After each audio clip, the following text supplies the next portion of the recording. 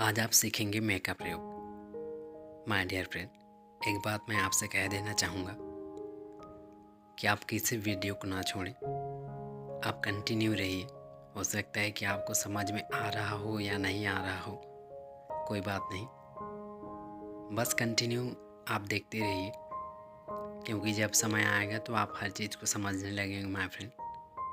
क्योंकि कोई भी चीज़ एक ही बार में समझ में आ जाए ऐसा नहीं होता।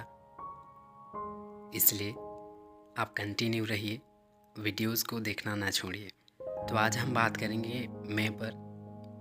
मैं दिखाता है माय डियर फ्रेंड पॉसिबिलिटी, संभावना। जैसा कि आपने पिछले वीडियो में देखा था ना, कैन भी पॉसिबिलिटी दिखाता है, संभावना, और मैं भी पॉसिबिलिटी दिखाता है, संभावना। ओके, तो अब अंतर कहाँ है? अंतर यहाँ पर है माय फ्रेंड कि जब संभावना अधिक होती थी तब आपने कैन का प्रयोग किया था, पर यहाँ पर जैसे शायद का सेंस देना हो तब आप मैं का प्रयोग करेंगे। आप कहते हैं ना इस तरह से, शायद आज बारिश हो सकती है, शायद वह आज आ सकता है, शायद वह इस काम को कर पाएगा। तो इस तरह से जब भी आप शायद के सेंस में बात करते हैं माय फ्रेंड, तो आप मैं का प्रयोग कर सकते हैं। ओके, तो आप टेंशन से मत पढ़िए, एंजॉय कीजिए, क्योंकि इंग्लिश एक भाषा है माय फ्रेंड, और आप इसे एंजॉय कीजिए।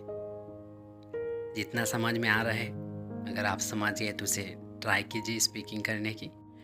तो चलिए देखते हैं आप इसका प्रयोग किसके साथ करते हैं। तो यहाँ पर आप मैं का प्रयोग सभी के साथ कर सकते हैं, जैसा कि आपने कैन का प्रयोग किया था सभी के साथ। आप कह सकते हैं आई में, आप कह सकते हैं वी में, आप कह सकते हैं यू में, आप कह सकते हैं दे में। तो इस तरह से इन सभी के साथ आप मैं का प्रयोग कर सकते हैं माय फ्रेंड। तो अब आप वाक्य देख लीजिए। ये वही वाक्य है माय फ्रेंड जो आपने पिछले वीडियो में देखा था, जहाँ पर आपने कैन का प्रयोग किया था। तो यहाँ पर मैंने कैन की जगह पर बस मैं लिखा है, क्योंकि हम कैन की जगह पर मैं लिख सकते हैं। बस संभावना उसमें अधिक थी और इसमें संभावना कम होगी, शायद का सेंस देगा। जैसा कि पहला वाक्य देखिए, आई मे टेल हिम, मैं उसे बता सकता हूँ। ये शायद का सेंस दे रहा है, तो इसे आप कह सकते हैं शायद मैं उसे बता सकता हूँ। और मान लो अगर आपको इसी जगह पर कहना है कि शायद मैं उसे समझा सकता हूँ, क्योंकि ऐसा होता है ना कि कई लोग किसी व्यक्ति को समझा लेते हैं पर उसे नहीं समझ में आता। तो यहाँ पर जब आपको इस तरह का वाक्य बोलना हो कि शायद मैं उसे समझा सकता हूँ, तो आप कह सकते हैं आई मे मेक हिम अंडरस्टैंड।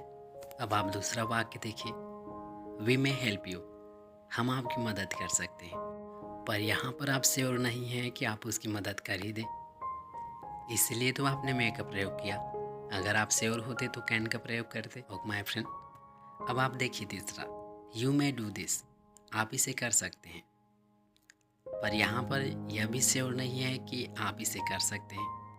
तो आप मैं का प्रयोग करते समय बस यह याद रखिए माय फ्रेंड, जब आप श्योर नहीं होते ना तब आप मैं का प्रयोग करते हैं। पर पिछले वीडियो में आपने देखा था कि अगर आप श्योर हैं तो आप कैन का प्रयोग कीजिएगा। बस अंतर इतना ही है। कह सकते हैं कि आप में शो करता है 50% पॉसिबिलिटी।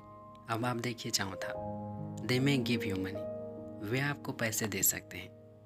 आपका कहना है कि शायद वे आपको पैसे दे सकते हैं। Fifth one, it may be yours, यह आपका हो सकता है। छठवां, द वेडिंग में टेक प्लेस, वो शादी हो सकती है।